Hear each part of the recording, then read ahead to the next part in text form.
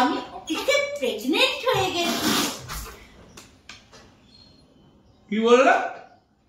আরে আমি অফিসে প্রেগনেন্ট হয়ে গেছি। তা কি করে হলো?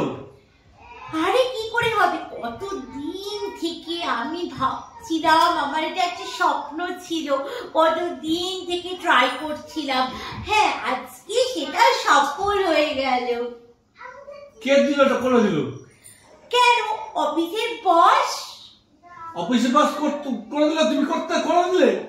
হ্যাঁ, এটার জন্য আমি কত কাঠখড় পুড়িয়েছি তুমি জানো, করতে দেবো না। এটা আমার স্বপ্ন, আমার এতদিনে সত্যি হলো স্বপ্নটা। তো আমার যে কি ভালো লাগছে না। দিয়েছো, তা আমি তোমাকে ডিভোর্স দিয়ে দেবো, বুঝেছো? তুমি ডিভোর্সে সই করে দেবে। ডিভোর্সটা আবার কি? এটা আবার কোথায় পাওয়া যায়? কোনোদিনও তো নাম শুনিনি। দাও দাও দাও দাও। অফিসে কি বলেছে? প্রেগনেন্ট। প্রেগনেন্ট অফিসে পার্মানেন্ট বলেছে? হ্যাঁ হ্যাঁ হ্যাঁ, তো ওইটা। প্রেগনেন্ট মানে জানো তুমি? না, প্রেগনেন্ট মানে সরি সরি।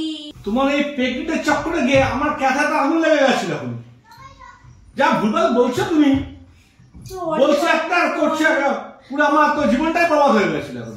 আচ্ছা বাবু, সরি সরি।